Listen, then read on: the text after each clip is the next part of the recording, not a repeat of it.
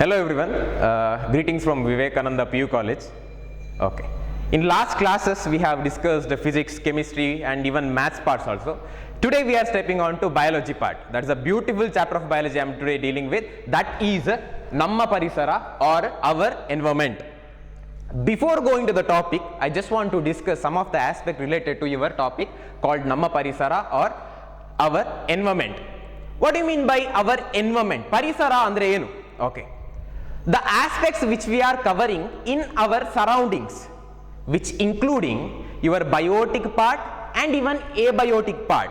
ನಮ್ಮ ಸುತ್ತಮುತ್ತ ಕಾಣುವಂತ ಎಲ್ಲ ಅಂಶಗಳು, ಅದು ಜೈವಿಕ ಅಂಶಗಳಾಗಿರ್ಬೋದು ಅಥವಾ ಅಜೈವಿಕ ಅಂಶಗಳಾಗಿರ್ಬೋದು, ಅದನ್ನು ನಾವು ನಮ್ಮ ಪರಿಸರ ಅಂತ ಕರಿಬಹುದು. ನಮ್ಮ ಅವರ್ ಎನ್ವೈರನ್ಮೆಂಟ್ ಅಂತ ನಾವು ಕೋಟ್ ಮಾಡಬಹುದು.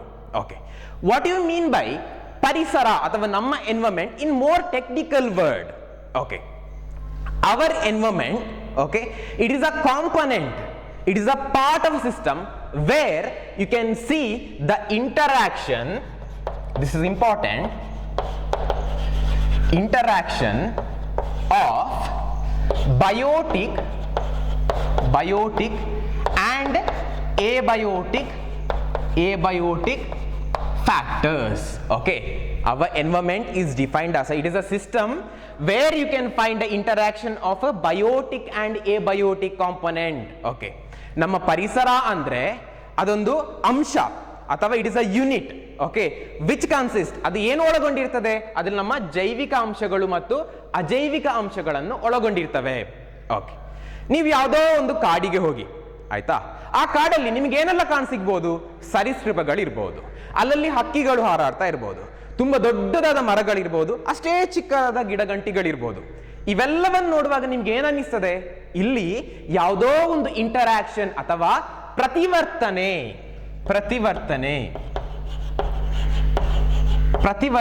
ಆಗ್ತಾ ಇದೆ ಅಂತ ನಿಮಗೆ ಅನಿಸ್ತಾ ಇರಬಹುದು.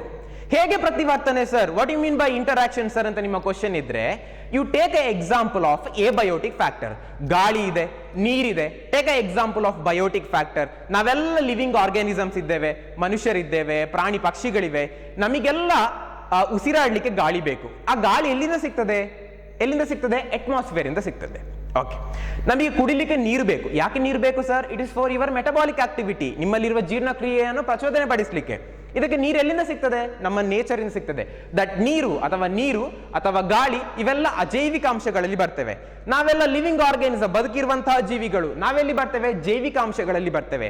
ನಾವಿಬ್ಬರು ಕೂಡ ಇಂಟರಾಕ್ಷನ್ ಅನ್ನು ಅಥವಾ ಪ್ರತಿವರ್ತನೆಯನ್ನು ತೋರಿಸೋದಕ್ಕೋಸ್ಕರ ಮಾತ್ರ ನಮ್ಮಲ್ಲಿ ಪರಿಸರ ಅಂತ ಹೇಳುವಂತ ಅಂಶ ಇಂದಿಗೂ ಕೂಡ ಈ ಭೂಮಿ ಮೇಲೆ ಇದೆ. ನಿಮ್ಮ ಲಾಸ್ಟ್ ಕ್ಲಾಸಲ್ಲಿ ಮಕ್ಕಳೇ ಅಥವಾ ನಿಮ್ಮ ಲೋವರ್ ಗ್ರೇಡ್ಗಳಲ್ಲಿ ನೀವು ಕಲ್ತಿದ್ದೀರಿ, ನಮ್ಮ ಎನ್ವೈರನ್ಮೆಂಟ್ ಅಲ್ಲಿ, ಇನ್ our environment we can see different grade of organism. Okay, it may be classified as first one producer. Hello, ಕೇಳಿದ್ದೀರಿ ಅಲ್ವಾ? Producer. Next we have consumer. Okay, the third grade you can call it as a decomposer. Okay, producer ಅಂದ್ರೆ ಏನು ಕನ್ನಡದಲ್ಲಿ? ಉತ್ಪಾದಕರು.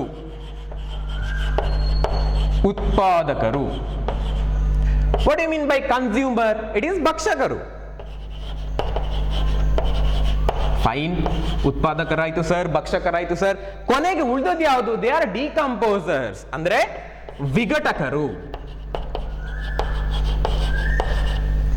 ಈ 3 grade of organisms ಇದ್ದ ಕಾರಣ ಇಂದಿಗೂ ಕೂಡ ನಮ್ಮ ಪರಿಸರ ಒಂದು ಸಮತೋಲನ ಸ್ಥಿತಿಯಲ್ಲಿ ಹೋಗ್ತಾ ಇದೆ. Nothing but it maintaining a balance because of the presence of these 3 grade of organism. Sir, ಹಾಗಿದ್ರೆ ಈ ಗ್ರೇಡ್ ಆಫ್ ಆರ್ಗ್ಯಾನಿಸಮ್ ಯಾಕೆ ಬೇಕು? What you mean by balance? ಇದೆಲ್ಲ ನಿಮ್ಮಲ್ಲಿ ಪ್ರಶ್ನೆ ಇರಬಹುದು.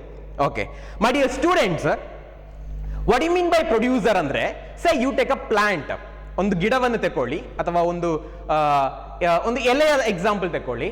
ಇನ್ that leaf you have chlorophyll pigment, ಅದನ್ನು ಪತ್ರ ಹರಿತು ಅಂತ ಕರಿತೇವೆ.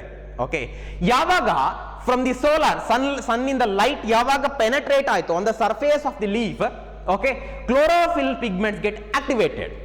ಯಾವಾಗ ಆಕ್ಟಿವೇಟ್ ಆಯ್ತು, it start to produce glucose. ಆಯ್ತಾ, ಗ್ಲೂಕೋಸ್ ನೀವು ಶರ್ಕರ ಅಂತ ಕರಿತೀರಿ. ಆಯ್ತಾ, ಯಾವಾಗ ಈ ಗ್ಲೂಕೋಸ್ ಪ್ರೊಡ್ಯೂಸ್ ಆಗ್ತದೆ, ಆ ಗ್ಲೂಕೋಸೇ ಕನ್ವರ್ಟೆಡ್ ಆಸ್ ಅ ಫುಡ್. ಆ ಫುಡ್ ಅನ್ನು ನೆಕ್ಸ್ಟ್ ಆರ್ಗ್ಯಾನಿಸಮ್ಸ್ ಯೂಸ್ ಮಾಡ್ತಾ ಹೋಗ್ತದೆ.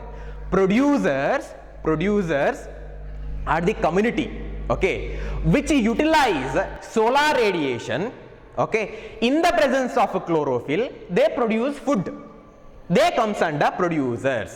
All green plants which are consisting your chlorophyll pigment, they are able to produce their own food. ಅವೆಲ್ಲ ಕ್ಯಾಟಗರಿಗಳು ನಮ್ಮ ಪ್ರೊಡ್ಯೂಸರ್ ಅಲ್ಲಿ ಬರ್ತದೆ.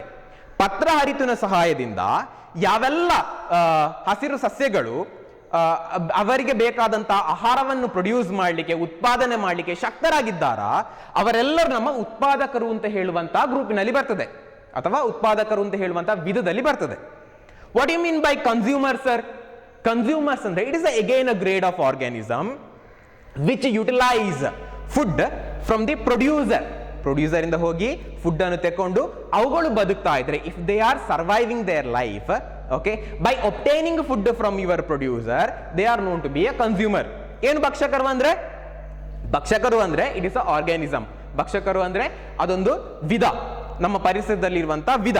ಆ ವಿಧದಲ್ಲಿ ಇರುವಂತಹ ಎಲ್ಲಾ ಪ್ರಾಣಿಗಳು ಅಥವಾ ಪಕ್ಷಿಗಳು ಉತ್ಪಾದಕರು ಉತ್ಪಾದನೆ ಮಾಡುವಂತಹ ಆಹಾರವನ್ನು ಬಳಸಿಕೊಂಡು ತಾವುಗಳು ಬದುಕ್ತಾ ಇರ್ತಾರೆ.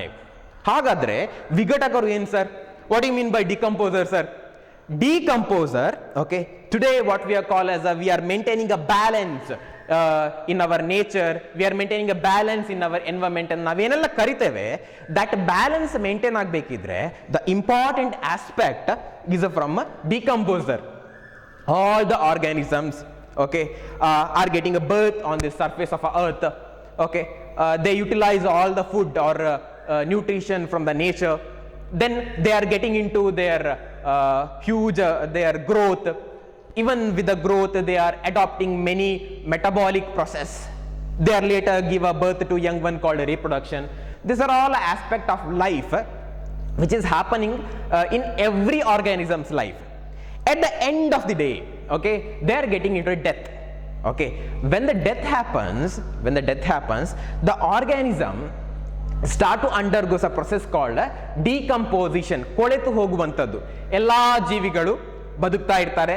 ಬದುಕ್ತಾ ತಮ್ಮ ಬೆಳವಣಿಗೆಯನ್ನು ತೋರಿಸ್ತಾ ಜೀವನ ಪ್ರಕ್ರಿಯೆಯನ್ನು ತೋರಿಸ್ತದೆ, ಅದರೊಟ್ಟಿಗೆ ಸಂತಾನೋತ್ಪತ್ತಿಯನ್ನು ತೋರಿಸ್ತದೆ, ಕೊನೆಗೊಂದಿನ ಸತ್ತು ಬೀಳ್ತದೆ. ಓಕೆ, ಯಾವಾಗ ಸತ್ತು ಬೀಳ್ತದೆ, ಅದರ ದೇಹ ಕೊಳಿಲಿಕ್ಕೆ ಸ್ಟಾರ್ಟ್ ಆಗ್ತದೆ. ಆ ಬಾಡಿ ಅಥವಾ ದೇಹ ಕೊಳಿಲಿಕ್ಕೆ ಸ್ಟಾರ್ಟ್ ಆಗುವುದಕ್ಕೆ ಯಾರು reason sir? They are known to be the ವಿಘಟಕರು. ಅವರನ್ನೇ ನಾವು ಡಿಕಂಪೋಸರ್ ಅಂತ ಕರೀತಾರೆ. ಯಾವುದೇ ಒಂದು ಜೀವಿಯು ಸತ್ತ ನಂತರ ಆಗುವಂತಹ ಕೊಳೆಯುವ ಪ್ರಕ್ರಿಯೆಯನ್ನು ಯಾರು ಮಾಡ್ತಾರೆ ಅಂದ್ರೆ ವಿಘಟಕರು ಮಾಡ್ತಾರೆ. ಅವುಗಳಲ್ಲಿ ಯಾವ ಪ್ರಾಣಿ ಪ್ರಭೇದಗಳು ಬರ್ತವೆ ಅದನ್ನ ನಾವು ಮತ್ತೆ ನೋಡುವ. ಓಕೆ, ಏನೆಲ್ಲ ಕಲ್ತ್ವಿ ನಾವು? ಪರಿಸರ ಅಂದ್ರೆ ಏನು ಅಂತ ಕಲ್ತ್ವಿ, ಆಯ್ತಾ? ಪರಿಸರದಲ್ಲಿ ಬಯೋಟಿಕ್ ಮತ್ತೆ ಎಬಯೋಟಿಕ್ ಕಾಂಪೋನೆಂಟ್, ನಥಿಂಗ್ ಬಟ್ ದ ಜೈವಿಕ ಮತ್ತು ಅಜೈವಿಕ ಅಂಶಗಳು ಹೇಗೆ ಪ್ರತಿವರ್ತನೆಯನ್ನು ತೋರಿಸ್ತದೆ ಅಂತ ಕಲ್ತಿದ್ದೇವೆ. ಫೈನ್. ಅದಾದ ನಂತರ we are stepping into producer, consumer and decomposer community which are present in our environment. ಅದನ್ನು ಕೂಡ ನೋಡಿ ಆಯ್ತು. ನಥಿಂಗ್ ಬಟ್ ಉತ್ಪಾದಕರಿದ್ದಾರೆ, ಭಕ್ಷಕರಿದ್ದಾರೆ, ವಿಘಟಕರಿದ್ದಾರೆ, ಅದನ್ನು ಕೂಡ ನೋಡಿ ಆಯ್ತು. ಓಕೆ, ನೆಕ್ಸ್ಟ್ ಈ ಉತ್ಪಾದಕರು, ಭಕ್ಷಕರು, ವಿಘಟಕರು ಇವುಗಳನ್ನೆಲ್ಲ ಒಳಗೊಂಡಂತ ನಾನು ಸಿಂಪಲ್ ಎಕ್ಸಾಂಪಲ್ ಕೊಡ್ತೇನೆ. You take one aquarium. ಒಂದು ಅಕ್ವೇರಿಯಂ ಅನ್ನು ತಗೊಳ್ಳಿ, ಆಯ್ತಾ? This is the aquarium. Just imagine this is the aquarium where you have a small fish. You have a little kind of a big fishes. Okay, ಆಯ್ತು. And here you have some soil components or pebbles, stones. ಆ ಥರ ಎಲ್ಲ ಕೆಳಗಡೆ ನಿಮ್ಮ ಸಬ್ಸ್ಟ್ರೇಟಮ್ ಅಲ್ಲಿದೆ. Okay sir, ಅದಾದ್ರೆ ಇದರಲ್ಲಿ ಏನಿದೆ? Complete ನೀರಿನಿಂದ ಆವೃತವಾಗಿದೆ. ಓಕೆ ಸರ್, ನೀರಲ್ಲಿ ಆವೃತವಾಗಿದೆ. ಇದರ ಸೈಡಲ್ಲಿ you can see some algaes or some free floating green plants. ಆಲ್ಗೆಗಳಿದ್ದಾವೆ ಅಥವಾ ನೀರಿನಲ್ಲಿ ತೇಲಾಡುವಂತ ಚಿಕ್ಕ ಚಿಕ್ಕ ಸಸ್ಯಗಳು ಕೂಡ ಇದ್ದಾವೆ. ಆಯ್ತು ಸರ್, ಇಲ್ಲಿ ಮೇಲ್ಗಡೆ ನೀವೇನ್ ಕೊಡ್ತೀರಿ? ಒಂದು ಟ್ಯೂಬ್ ಲೈಟ್ ಅಥವಾ ಲೈಟ್ ಏನಾದ್ರು ಹಾಕಿ ಯು ಪ್ರೊವೈಡ್ ಲೈಟ್ ಅಲ್ವಾ? Yes, you provide light. Okay, this is now called as aquarium. ಆಯ್ತು, ಮತ್ಸ್ಯಗಾರ ಅಂತ ನೀವು ಕರಿತೀರಿ ಕನ್ನಡದಲ್ಲಿ. ಈ ಅಕ್ವೇರಿಯಂ ಅಲ್ಲಿ ಮಕ್ಕಳೇ ನಿಮಗೆ ಈ ತರ ಬೇರೆ ಬೇರೆ ಡಿಫರೆಂಟ್ ಗ್ರೇಡ್ ಆಫ್ ಆರ್ಗ್ಯಾನಿಸಮ್ ಕಂಡು ಬರ್ತದಾ? Yes, answer is yes. ಏನ್ ಕಂಡು ಬರ್ತದೆ? You just observe here. ಇಲ್ಲಿ ಯು ಹ್ಯಾವ್ ಆಲ್ಗೇಸ್ ಅಲ್ವಾ, ಗ್ರೀನ್ ಪ್ಲಾಂಟ್ಸ್ ಇದೆ. Why green plants are necessary? Because they are able to fix the light and convert light energy into chemical energy. Okay, the result of this process is nothing but the obtaining of your glucose ಅಥವಾ ನಿಮ್ಮ ಆಹಾರ ಸಿಗುವುದು. ಹಾಗೆ ಯಾವಾಗ light ಎನರ್ಜಿಯನ್ನು green plants fix ಮಾಡಿ light ಎನರ್ಜಿಯಿಂದ chemical energy ಅಂದ್ರೆ ನಿಮಗೆ ಸಿಗುವಂತ ಶರ್ಕರ, ಗ್ಲೂಕೋಸ್ ಅಂತ ಕರಿತೀರಲ್ವಾ, ಅದನ್ನು ನಾವು ಕೆಮಿಕಲ್ ಎನರ್ಜಿ ಅಂತ ಕರಿತೇವೆ. ಆ ಕೆಮಿಕಲ್ ಎನರ್ಜಿಯನ್ನು ಉಳಿದ ಜೀವಿಗಳು ಯೂಸ್ ಮಾಡ್ತದಲ್ವಾ, ಅದಕ್ಕೆ ಕಾರಣ ಯಾರು? ನಮ್ಮ ಆಲ್ಗೆಗಳು. ಯಾಕಂದ್ರೆ they are known to be the ಉತ್ಪಾದಕರು ಅಥವಾ they are known to be the producer, because they are able to produce their food ಅಷ್ಟೇ. ನೆಕ್ಸ್ಟ್ ಬನ್ನಿ, ಇಲ್ಲಿ ನಮಗೇನಿದೆ ಸರ್? ವಿ ಹ್ಯಾವ್ ಕನ್ಸ್ಯೂಮರ್ಸ್ ಆರ್ ಭಕ್ಷಕರು ವಿ ಹ್ಯಾವ್. ಓಕೆ, ಏನು ಸರ್ ಕನ್ಸ್ಯೂಮರ್ ಅಂದ್ರೆ? What you mean by consumer? As I told you earlier, the organism which is dependent on your producer produce ಮಾಡಿದಂಥ food ಅನ್ನು ಯುಟಿಲೈಸ್ ಮಾಡಿಕೊಂಡು ತಾವು ಬದುಕ್ತಾ ಇದ್ರೆ that community is known to be the consumer. Do we have consumer here, sir? Yes, we have a consumer. ಯಾರು ಹಾಗಂದ್ರೆ, ಇಲ್ಲಿ small fishes ಇದ್ದಾವೆ, ಎಸ್, ಅಂಡ್ ಬಿಗ್ ಫಿಶಸ್ ಇದ್ದಾವೆ. ಇವನ್ ಎಲ್ಲ ನಿಮಗೊಂದು ಸ್ವಲ್ಪ ಕ್ರಸ್ಟೇಷನ್ಸ್ ಕೂಡ ಕಾಣಿಸ್ಬೋದು. ಅವುಗಳೆಲ್ಲ ನಿಮ್ಮ ಕನ್ಸ್ಯೂಮರ್ ಅಲ್ಲಿ ಬರುವಂತದ್ದು. They are known to be the ಭಕ್ಷಕರು. ಯಾರು ಉತ್ಪಾದಕರನ್ನು ತಿಂದು ಬದುಕ್ತಾರೆ, ಯಾರು ಉತ್ಪಾದಕರ ಮೇಲೆ ಅವಲಂಬಿತರಾಗಿದ್ದಾರೆ, they are known to be the ಭಕ್ಷಕರು. ಓಕೆ, ಇನ್ನು ಸ್ವಲ್ಪ ಇಲ್ಲಿ ಅಬ್ಸರ್ವ್ ಮಾಡಿ ಮಕ್ಕಳೇ, ಇಲ್ಲಿ ಯು ಹ್ಯಾವ್ ಅ ಪೆಬಲ್ಸ್ ಇದೆ, ಸಾಯಿಲ್ ಇದೆ ಅಂತೆಲ್ಲ ನಾವು ಮಾತಾಡಿದ್ದೇವೆ ಅಲ್ವಾ. ಈ ಪೆಬಲ್ಸ್, ಈ ಸಾಯಿಲ್ ಅಲ್ಲಿ we have a many organism. It may be your bacteria, ಆಯ್ತಾ? ಬ್ಯಾಕ್ಟೀರಿಯಾದಲ್ಲಿ ಕೆಲವು ಫಂಗಸ್ಗಳು ಕೂಡ ಇರ್ಬೋದು. They are able to decompose the organisms. ಯಾವುದು ಆರ್ಗ್ಯಾನಿಸಮ್ಸ್ ಅನ್ನು ಇಲ್ಲಿ ಡಿಕಂಪೋಸ್ ಮಾಡಬಹುದು? They can decompose your producer, they can decompose your consumer. ಇಲ್ಲಿ ಏನು? They are decomposer. ನಮ್ಮ ಉತ್ಪಾದಕರಂದ್ರೆ ಯಾರು ಇಲ್ಲಿ ಉತ್ಪಾದಕರು? ಆಲ್ಗೆ ಈಸ್ ದ ಉತ್ಪಾದಕರು ಅಲ್ವಾ? ಎಸ್. ಹಾಗಿದ್ರೆ ಇಲ್ಲಿ ಚಿಕ್ಕ ಚಿಕ್ಕ ಮೀನುಗಳಿದ್ದಾವೆ, ದೊಡ್ಡ ದೊಡ್ಡ ಮೀನುಗಳಿದ್ದಾವೆ, ಅವುಗಳೇನು? They are known to be the consumer ಅಥವಾ ಭಕ್ಷಕರು. ಎಸ್, ಇವುಗಳೆಲ್ಲ ನೋಡಿ, ಇದು ಭಕ್ಷಕರು, ಇದು ಭಕ್ಷಕರು.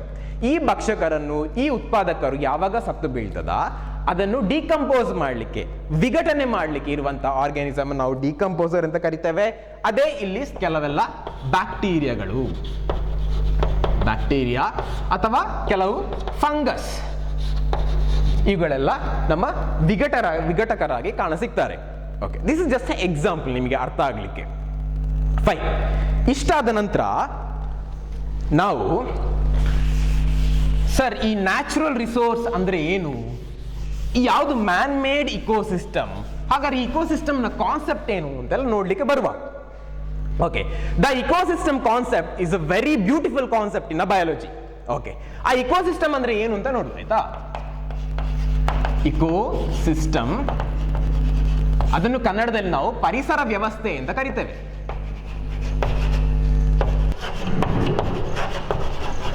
ಪರಿಸರ ವ್ಯವಸ್ಥೆ ಅಥವಾ ಇಕೋಸಿಸ್ಟಮ್. ಏನು ಸರ್ ಪರಿಸರ ವ್ಯವಸ್ಥೆ? ಏನು ಸರ್ ಇಕೋಸಿಸ್ಟಮ್ ಅಂದ್ರೆ?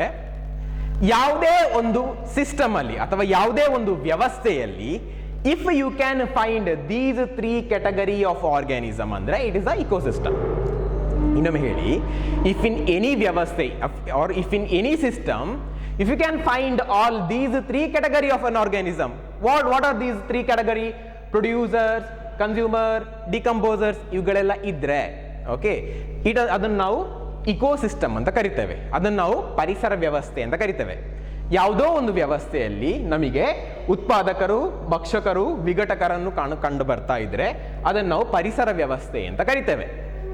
ಏನಿರ್ತದೆ ಸರ್ ಈ ಪರಿಸರ ವ್ಯವಸ್ಥೆಯಲ್ಲಿ? ನಾವೀಗಲೇ ಮಾತಾಡಿದ ಹಾಗೆ ಉತ್ಪಾದಕರಿರ್ತಾರೆ, ಭಕ್ಷಕರಿರ್ತಾರೆ, ವಿಘಟಕರಿರ್ತಾರೆ. ಈ ಪರಿಸರ ವ್ಯವಸ್ಥೆಯನ್ನು, ಈ ಇಕೋಸಿಸ್ಟಮ್ ಅನ್ನು we are classified into 2 types.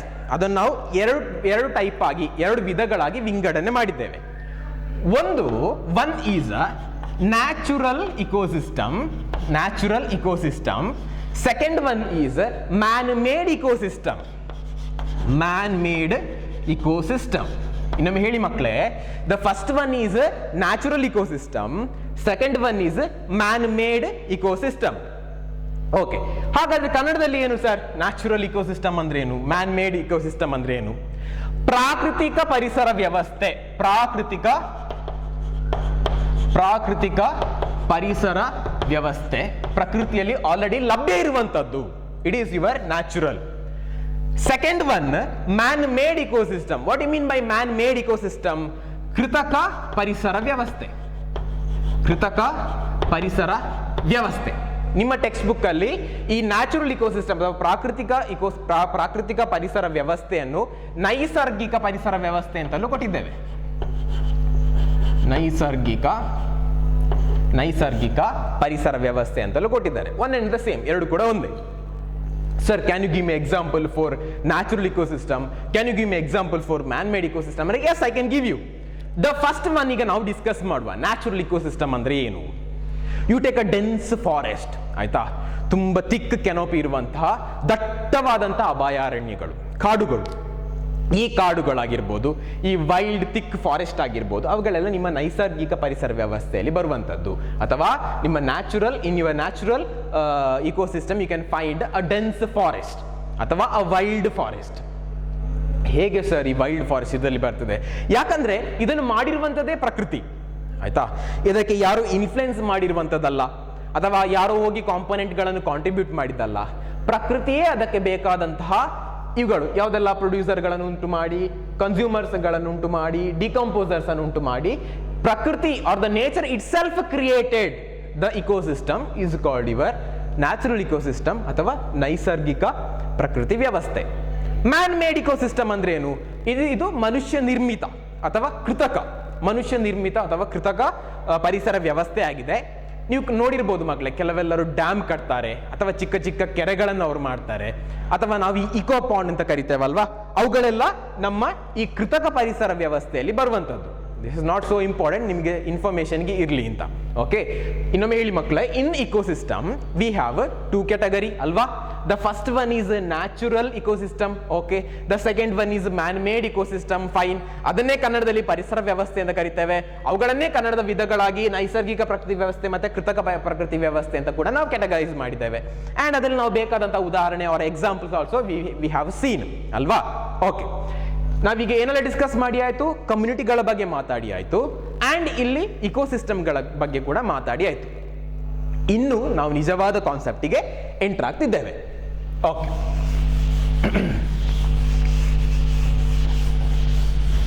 Let me discuss all these 3 category one by one. Okay, first one we are taking producers. ಪ್ರೊಡ್ಯೂಸರ್ಸ್ಗಳ ಬಗ್ಗೆ ಮಾತಾಡುವ. ಓಕೆ, ಪ್ರೊಡ್ಯೂಸರ್ಸ್ಗಳಂದ್ರೆ ಏನು ಮಕ್ಕಳೇ? ದೇ ಆರ್ ಉತ್ಪಾದಕರು, ಉತ್ಪಾದನೆ ಮಾಡುವಂತವರು. Okay, the best example I can have here in producer, they are known to be the green plants. Green plant, why I have mentioned green plant ಅಂದ್ರೆ which containing chlorophyll pigment. Okay, ಏನು ಹಾಗಂದ್ರೆ ಪ್ರೊಡ್ಯೂಸರ್ಗಳಂದ್ರೆ ಉತ್ಪಾದಕರು ಅಂದ್ರೆ ಉತ್ಪಾದನೆ ಮಾಡುವಂತಹ ಜೀವಿಗಳು. ಎಲ್ಲ ಹಸಿರು ಸಸ್ಯಗಳನ್ನು ನಾವಿಲ್ಲಿ ಎಕ್ಸಾಂಪಲ್ ಆಗಿ ತಗೊಳ್ತೇವೆ, ಉದಾಹರಣೆಯಾಗಿ ತಗೊಳ್ತೇವೆ. ಓಕೆ, ಯಾಕೆ ಹಸಿರು ಸಸ್ಯಗಳಂದ್ರೆ ಅವುಗಳಲ್ಲಿ ಪತ್ರಹರಿತು ಇದೆ. Okay, when a solar radiation penetrating on the surface of a leaf, okay, only 1% of the incident radiation gets absorbed. Okay, ಆ 1% ಅಲ್ಲಿ ಈ ನಮ್ಮ ಹಸಿರು ಸಸ್ಯಗಳು, the green plant, utilise that energy and they get the chlorophyll pigment which are present in the leaf get activated, so that you are obtaining a food in the form of starch or sucrose, or even ಅದನ್ನು simple ಆಗಿ ಹೇಳ್ತೀರಾ it's a glucose ಅಂತ ಕರಿಬಹುದು. ಆಯ್ತಾ? ಹಾಗಿದ್ರೆ sir, ಈ green plants ನೀವೇನು ಕರಿತಾ ಇದ್ದೀರಿ ಅದರಲ್ಲಿ ಯಾಕೆ ಓನ್ಲಿ 1% ಆಫ್ ರೇಡಿಯೇಷನ್ ಮಾತ್ರ ಅಬ್ಸರ್ವ್ ಆಗುದು? ಯಾಕಂದ್ರೆ ಅಷ್ಟು ಮಾತ್ರ ಸಫಿಷಿಯೆಂಟ್. 1% ಇಂದ ಜಾಸ್ತಿ ರೇಡಿಯೇಷನ್ ಅವುಗಳು ಅಬ್ಸರ್ವ್ ಮಾಡಿದ್ರೆ ಸ್ವಲ್ಪ ವೇರಿಯೇಷನ್ ಇರ್ತದೆ ಮಕ್ಕಳೇ. ಇನ್ ದ ಕೇಸ್ ಆಫ್ ಈ ಟ್ರಾಪಿಕಲ್ ಲೆವೆಲ್ಸ್ ಅಲ್ಲಿ ಅಥವಾ ನೀವು ಪೋಲಾರ್ ಕಡೆ ಹೋಗಿ ಎಲ್ಲ ಇಫ್ ಯು ಕಂಪೇರ್ ಮಾಡಿದ್ರೆ ಆ 1 ಇಂದ ಒಂದು 3% ವರೆಗೆ ಅದು ವೇರಿಯೇಷನ್ ಬರ್ತದೆ. ಬಟ್ ಮೋರ್ ದೆನ್ 3% ಅದು ಅಬ್ಸರ್ವ್ ಮಾಡುದಿಲ್ಲ. ವೈ ಅಂದ್ರೆ, see, my dear students, you all know the chlorophyll pigment. Okay, chlorophyll pigment is very sensitive pigment ಅಲ್ವಾ? ಯಾವಾಗ ನಿಮ್ಮ ಸೋಲಾರ್ ರೇಡಿಯೇಷನ್ 3% ಇಂದ ಜಾಸ್ತಿ ಅಬ್ಸಾರ್ಬ್ ಮಾಡಿದ್ರೆ ಅಥವಾ ಅವುಗಳನ್ನು ಹೀರಿಕೊಂಡ್ರೆ ನಮ್ಮ ಪತ್ರಹರಿತು ಅಥವಾ ಕ್ಲೋರೋಫಿಲ್ ಪಿಗ್ಮೆಂಟ್ ಸಿಸ್ಟಮ್ ಏನಿದೆ, ಪತ್ರಹರಿತು ಒಳಗೊಂಡಿರುವಂತಹ ಏನು ಯೂನಿಟ್ ಏನಿದೆ ಅದು ಏನು ರಪ್ಚರ್ ಆಗಿ ಹೋಗ್ತದೆ ಅಥವಾ ಹಾಳಾಗಿ ಹೋಗ್ತದೆ. ಅದಕ್ಕೋಸ್ಕರ ಪ್ಲಾಂಟ್ 1% ಅಥವಾ 1-2% ಮಾತ್ರ ಅವುಗಳನ್ನು ಹೀರಿಕೊಳ್ಳುವಂಥದ್ದು. ಓಕೆ, ಈ ಪ್ರೊಡ್ಯೂಸರ್ಸ್ಗಳಿದ್ದಾರಲ್ಲ ಇವುಗಳಿಗೆ ನಾವು ಇನ್ನೊಂದು ಹೆಸರು ಕೊಟ್ಟಿದ್ದೇವೆ. ಏನದು? ಅಟೋಟ್ರೋಫ್ಸ್. ಅಟೋಟ್ರೋಫ್ಸ್ ಅಂದ್ರೆ they are able to fix their food for them self. ಅವುಗಳಿಗೆ ಬೇಕಾದಂಥ ಆಹಾರವನ್ನು ಅವುಗಳೇ ಪ್ರಿಪೇರ್ ಮಾಡುವಂಥವರನ್ನು ನಾವು ಅಟೋಟ್ರೋಫ್ಸ್ ಅಂತ ಕರಿತೇವೆ. ಅಟೋಟ್ರೋಫ್ಸ್. ಅಟೋ ಅಂದ್ರೆ ಏನು? ಅಟೋ, ಅವುಗಳಿಗೆ ಬೇಕಾದ ಫುಡ್ಗಳನ್ನು ಅವುಗಳೇ ಪ್ರಿಪೇರ್ ಮಾಡುವಂಥದ್ದು ಅಟೋಟ್ರೋಫ್ಸ್. ಅದನ್ನು ಉತ್ಪಾದಕರು ಅಂತ ಕನ್ನಡದಲ್ಲಿ ಕರಿತೇವೆ. Okay, we have seen the example also. What are the example we have seen? That is our green plants. Green plants. Even ಕೆಲವು ಬ್ಯಾಕ್ಟೀರಿಯಾಗಳು ಕೂಡ ತಮಗೆ ಬೇಕಾದಂತಹ ಫುಡ್ ಅನ್ನು ಪ್ರಿಪೇರ್ ಮಾಡ್ತೇವೆ. ಕೆಲವು bacteria, because they consisting chlorophyll, they are able to produce their own food. Okay, we have seen producer alva. Next one is what? Next one is consumers. Consumers. Okay, the another name for consumer, kannadalli ಏನು ಅಂತ ಕರೀತೇವೆ consumer ಅನ್ನು? we are calling it as a ಭಕ್ಷಕರು ಅಲ್ವಾ?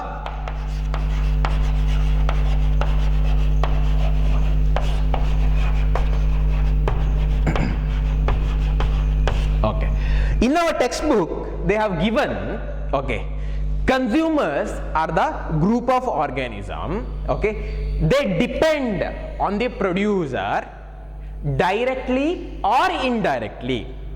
Okay, what are these makle? Consumers are the group of organism, they depend on the producer directly or indirectly. ಏನೋ ಇದೆಯಲ್ವಾ? S, ಅದೇನು ಅಂತ ನೋಡುವ.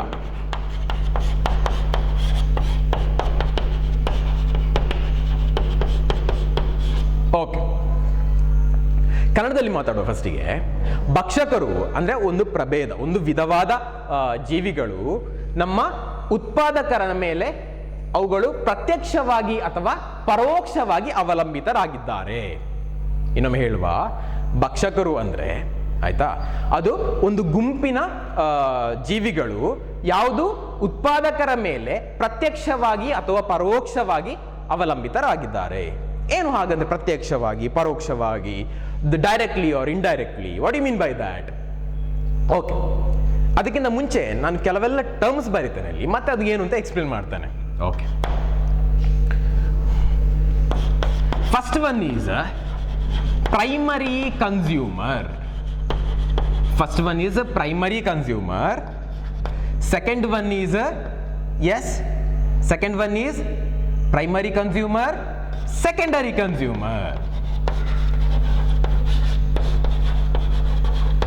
Secondary consumer. Third one is primary ಆಯ್ತು, secondary ಆಯ್ತು, tertiary consumer. ಕನ್ನಡದಲ್ಲಿ ಇದನ್ನು ಪ್ರೈಮರಿ ಕನ್ಸ್ಯೂಮರ್ ಅನ್ನು ಪ್ರಾಥಮಿಕ ಭಕ್ಷಕರು ಅಂತ ಕರೀತೇವೆ. ಪ್ರಾಥಮಿಕ ಭಕ್ಷಕರು ಅಂತ ಕರಿತೇವೆ. ಸೆಕೆಂಡರಿ ಕನ್ಸ್ಯೂಮರ್ ಅನ್ನು ದ್ವಿತೀಯಕ ಭಕ್ಷಕರು ಅಂತ ಕರಿತೇವೆ. ಓಕೆ, ಟರ್ಷರಿ ಕನ್ಸ್ಯೂಮರ್ ಅನ್ನು ತೃತೀಯಕ ಭಕ್ಷಕರು ಅಂತ ಕರಿತೇವೆ. ತೃತೀಯಕ ಭಕ್ಷಕರು. ಓಕೆ, ಇವುಗಳೆಲ್ಲ ಮಕ್ಕಳೇ ನಮ್ಮ ಕನ್ಸ್ಯೂಮರ್ ಅಲ್ಲಿ, ಭಕ್ಷಕರಲ್ಲಿ ಬರುವಂಥದ್ದು. ಇದರೊಂದಿಗೆ ಈ ಕನ್ಸ್ಯೂಮರ್ಗಳೊಟ್ಟಿಗೆ ಇನ್ನೊಂದು ನಾನು ಇಲ್ಲಿ ಬರಿತೇನೆ, ಪರಾವಲಂಬಿ ಜೀವಿಗಳು ಅಥವಾ ಪ್ಯಾರಾಸೈಟ್. ಪ್ಯಾರಾಸೈಟ್. ಓಕೆ, ಈ ಕನ್ಸ್ಯೂಮರ್ ಅಂತ ಹೇಳುವಂತಹ ವಿಧದಲ್ಲಿ ಮಕ್ಕಳೇ ನಮಗೆ primary consumer we have, secondary consumer we have, tertiary consumer we have, even we have parasite. ಹಾಗಂದ್ರೆ ಏನು ಸರ್? ಈ ಪ್ರೈಮರಿ ಕನ್ಸ್ಯೂಮರ್ ಅಂದ್ರೆ ಏನು, ಸೆಕೆಂಡರಿ ಕನ್ಸ್ಯೂಮರ್ ಅಂದ್ರೆ ಏನು, ಪ್ಯಾರಾಸೈಟ್ಗಳಂದ್ರೆ ಏನು? What you mean by directly or indirectly? Okay, just take a example of a primary consumer. Again ಈ primary consumer, secondary consumer, tertiary consumer ಇವುಗಳೆಲ್ಲ ಬರೋದೆಲ್ಲಿ? In the part of your consumer. ಯಾಕೆ consumer ಅಂದ್ರೆ ಈ ಪ್ರೈಮರಿ ಕನ್ಸ್ಯೂಮರ್ ಅಂತ ಇರುವಂತ ವಿಧವಾದಂಥ organisms, a group of organism which directly depend on your producer, which directly depend on your producer means consumer ಅಂತ ಹೇಳುವ ಕ್ಯಾಟಗರಿಯಲ್ಲಿ ಬರುವಂಥ ಆರ್ಗ್ಯಾನಿಸಮ್ಸ್ ಡೈರೆಕ್ಟ್ ಆಗಿ ನಿಮ್ಮ green plants are the plants which are able to produce their food, ಅವುಗಳನ್ನು direct ಆಗಿ ತಿಂದು ಬದುಕುವಂತಹ ಜೀವಿಗಳಾಗಿರ್ತಾರೆ. ಇಲ್ಲಿ ಬನ್ನಿ, next we have secondary consumer ಅಲ್ವಾ, ಅಥವಾ ದ್ವಿತೀಯಕ ಭಕ್ಷಕರಲ್ವಾ. What they do, secondary consumer will eat the primary consumer and they survive. Yes, ಕೆಳಗಡೆ ಬನ್ನಿ. Tertiary consumer will eat the secondary consumer and survive. ಇಲ್ಲಿ ನೋಡಿ ಮಕ್ಕಳೇ, ಈಗ ಪ್ರೈಮರಿ ಕನ್ಸ್ಯೂಮರ್ ಏನ್ ಮಾಡ್ತಾರೆ, they are going to eat A producer ಅಲ್ವಾ. So they are directly dependent on the producer. ಆಯ್ತಾ. ಇಲ್ಲಿ ಸೆಕೆಂಡರಿ ಕನ್ಸ್ಯೂಮರ್ ಬನ್ನಿ, ಅವರೇನ್ ಮಾಡ್ತಾರೆ, they are going to eat your primary consumer means what, they are independently ಅಥವಾ indirectly they are dependent on the producer. Third you see tertiary consumer, they indirectly dependent on the producer. Okay, in Kannada we say ಮಕ್ಕಳೇ, consumer ಅನ್ನು ಭಕ್ಷಕರು ಅಂತ ಕರಿತೇವೆ. In the case of ಭಕ್ಷಕರು we have 3 categories ಅಲ್ವಾ. The first one is ಪ್ರಾಥಮಿಕ ಭಕ್ಷಕರು, second one is ದ್ವಿತೀಯಕ ಭಕ್ಷಕರು, ಮೂರನೇದು ತೃತೀಯಕ ಭಕ್ಷಕರು. ಈ ಪ್ರಾಥಮಿಕ ಭಕ್ಷಕರು ಏನ್ ಮಾಡ್ತಾರೆ ಮಕ್ಕಳೇ, ಪ್ರಾಥಮಿಕ ಭಕ್ಷಕರು ನಮ್ಮ ಉತ್ಪಾದಕರನ್ನು ತಿಂದು ಬದುಕುವಂತಹ ಜೀವಿಗಳಾಗಿದ್ದಾವೆ. ಈ ದ್ವಿತೀಯಕ ಭಕ್ಷಕರು ಏನ್ ಮಾಡ್ತಾರೆ, they are going to eat your ಪ್ರಾಥಮಿಕ ಭಕ್ಷಕರಲ್ವಾ. ದ್ವಿತೀಯಕ ಭಕ್ಷಕರು ಪ್ರಾಥಮಿಕ ಭಕ್ಷಕರನ್ನು ತಿಂದು ಬದುಕುವಂತಹ ಜೀವಿಗಳಾಗಿದ್ದಾರೆ. ತೃತೀಯಕ ಭಕ್ಷಕರು ದ್ವಿತೀಯಕ ಭಕ್ಷಕರನ್ನು ತಿಂದು ಬದುಕುವಂತಹ ಜೀವಿಗಳಾಗಿದ್ದಾರೆ. ಅಂದ್ರೆ ಮೀನಿಂಗ್ ಏನಾಯ್ತು ಮಕ್ಕಳೇ, ದ ಪ್ರಾಥಮಿಕ ಭಕ್ಷಕರು ನಮ್ಮ ಪ್ರೊಡ್ಯೂಸರ್ ಅಥವಾ ಉತ್ಪಾದಕರ ಮೇಲೆ ಪ್ರತ್ಯಕ್ಷವಾಗಿ ಅವಲಂಬಿತರಾಗಿದ್ದಾರೆ.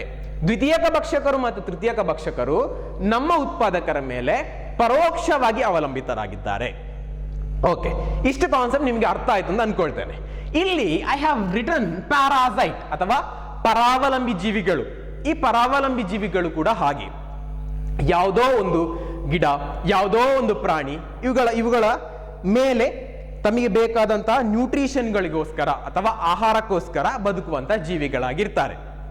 ಅದರ ಬಗ್ಗೆ ನಾವು ಮತ್ತೆ ಮಾತಾಡ್ಲಿಕ್ಕಿದ್ದೇವೆ. ಈಗ ನೀವಿಷ್ಟು ಕಾನ್ಸೆಪ್ಟ್ ಕ್ಲಿಯರ್ ಮಾಡಿಕೊಳ್ಳಿ. ಕನ್ಸ್ಯೂಮರ್ ಅಲ್ಲಿ primary consumer, secondary consumer, tertiary consumer we have. Okay, primary consumer will directly eat your producer, so they become directly dependent on the producer. Then secondary consumer, tertiary consumer, they are independently dependent on the producer. ಇಷ್ಟು ನಿಮಗೆ clear ಆಯ್ತು ಅಂತ ಅನ್ಕೊಳ್ತೇನೆ. S, ನಾವಿಲ್ಲಿ ಪ್ರೊಡ್ಯೂಸರ್ಗಳ ಬಗ್ಗೆ ಮಾತಾಡಿದ್ದೇವೆ.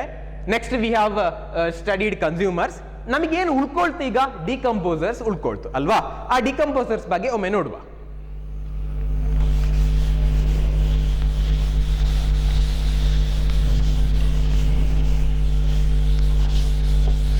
Okay, decomposers. What do you say in Kannada for decomposers? Vigatakaru alva, vigatakaru. Yes, decomposers, vigatakaru.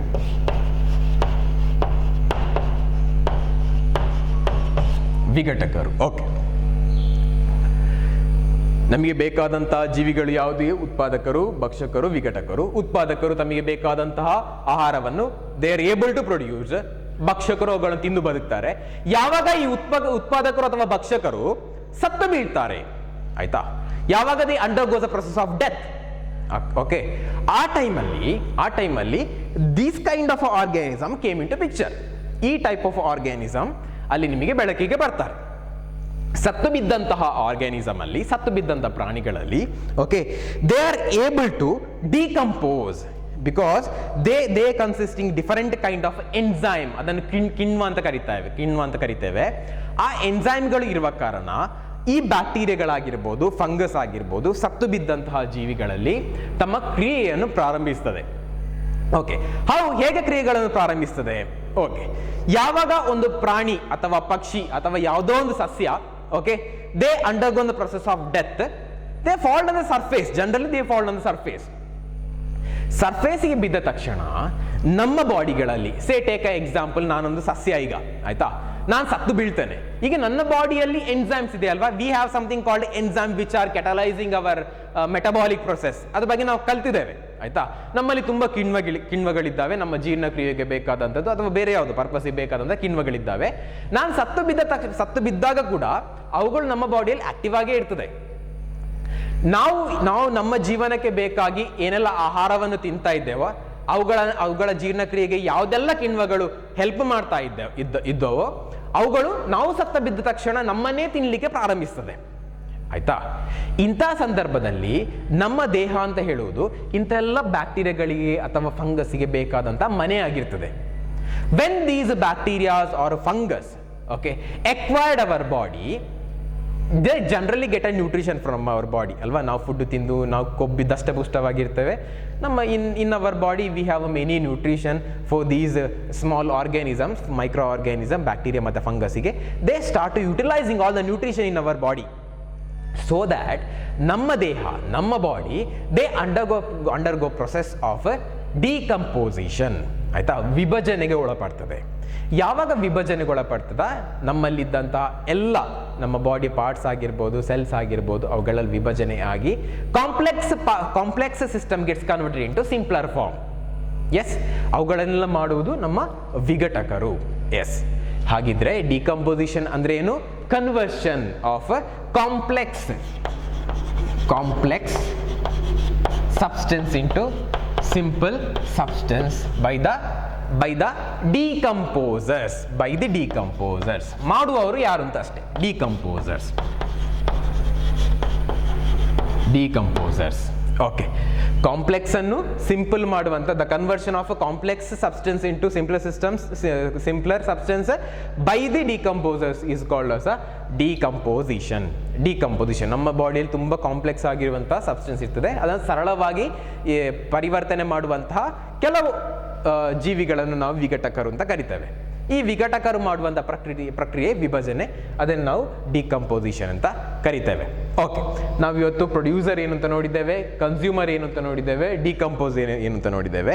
Next ಇವುಗಳ ಇಂಟರಾಕ್ಷನ್ಗಳು ಹೇಗಿರ್ತವೆ ಆಯ್ತಾ. ನಾವೊಂದು ಪರಿಸರ ವ್ಯವಸ್ಥೆ ಅಂತ ಹೇಳಿದ್ರೆ ಅದರಲ್ಲಿ ಅವುಗಳ ಪಾತ್ರ ಹೇಗಿರ್ತದೆ, how they are going to perform in a ecosystem. Okay, what are the relationship between each category. Okay, how they are going to interact in a efficient way. ಇದರ ಬಗ್ಗೆ ನಾವು ನೆಕ್ಸ್ಟ್ ಕ್ಲಾಸಲ್ಲಿ ಕಲೀಲಿಕ್ಕಿದ್ದೇವೆ. S, thank you.